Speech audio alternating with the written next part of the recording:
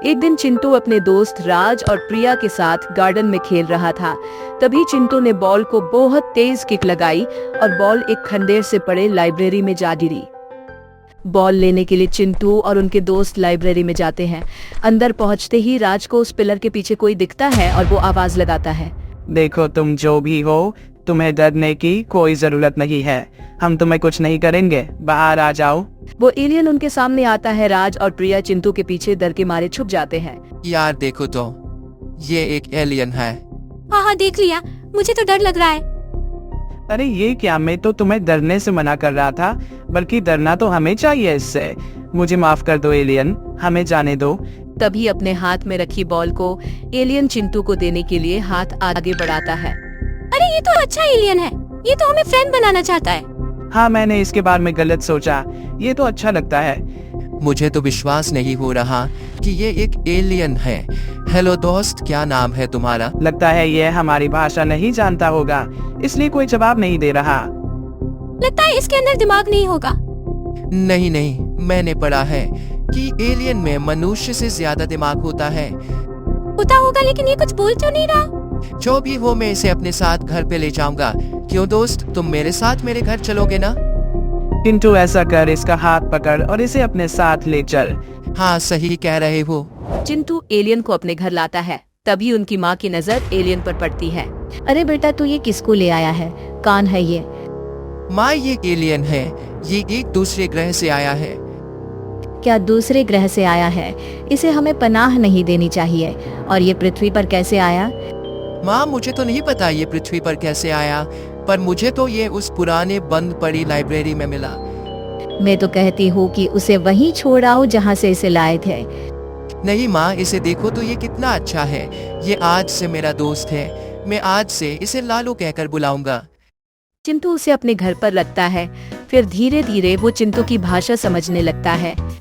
लालू बताओ, मेरा नाम क्या है? चिंटू। शाबाश लालू। एक दिन लालू और उनके दोस्त एलियन के साथ बातें कर रहे होते हैं कि तभी किसी के चिल्लाने की आवाज आती है। बचाओ बचाओ, कोई तो मुझे बचाओ। अरे मैं डूब रहा हूँ, कोई तो मेरी मदद करो। ये आवाज तालाब की ओर से आ रही है। हाँ हाँ, चलते हैं, लगता है कोई मुसीबत में है। वो सभी तालाब पर पहुंचते हैं तो वो देखते हैं एक लड़का तालाब में डूब रहा था। क्या तुम उस लड़के को बचा सकते हो? आप बचा सकता हूँ। अगर तुम ऐसा कर सकते हो तो तुम्हारा बहुत बड़ा उपकार होगा। हाँ लालू, जल्दी करो। एलियन कुछ जादू करता है और उस तालाब में डूब रहे बच्चे को हवा में उठाकर उसकी जान बचा लेता है। अगर आज तुम नहीं होते तो उसकी जान चली जाती। तुम्हारा शुक्रिया। हाँ। हाँ लालू, तुमने बहुत अच्छा काम किया। हाँ ठीक है, अब चलो घर चलते हैं। फिर वे घर के लिए निकल पड़ते हैं।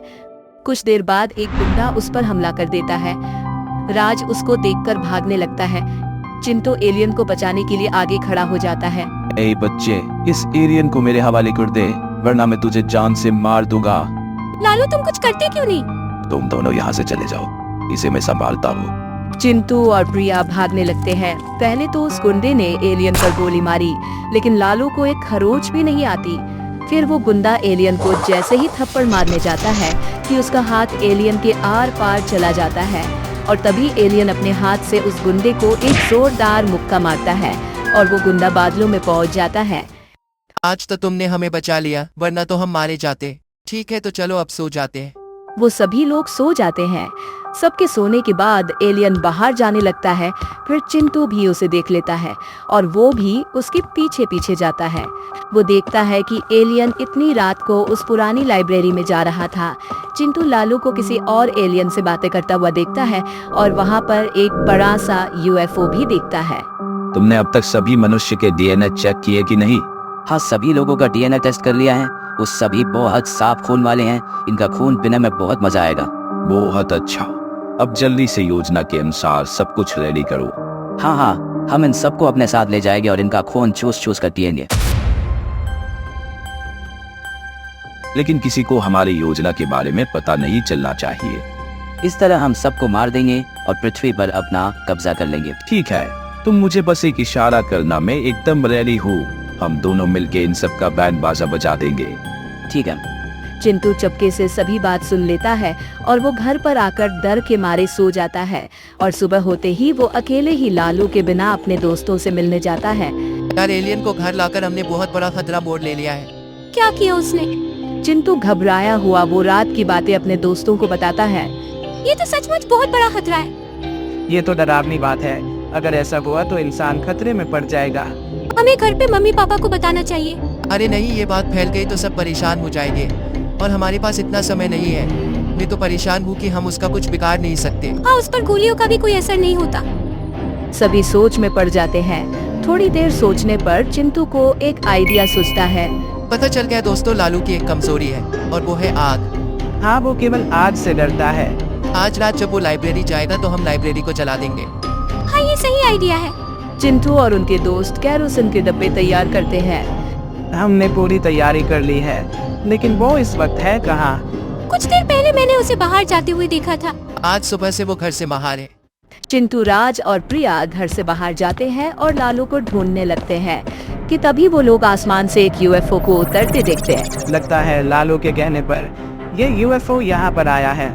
हाँ, मुझे भी यही लगता है। उस यूएफओ में से एक एलियन बाहर निकलता है और तभी लालू भी वहाँ आता है। देखो, वो लालू है ना?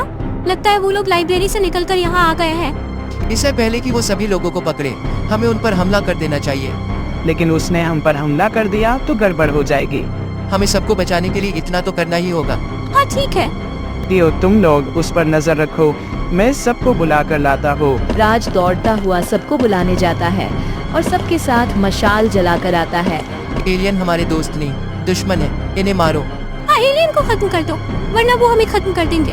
फिर एलियन पर हमला करने सभी लोग उस पर दौड़ पड़ते हैं। एलियन सबको देख के डर कर यूएफओ में बैठ जाते हैं और धूम दबाकर भाग जाते हैं। चलो, अच्छा हुआ ये पृथ्वी छोड़कर भाग गए। मैं इन सबको छोड़ूंगा नहीं, मैं वापस जरूर आऊंगा।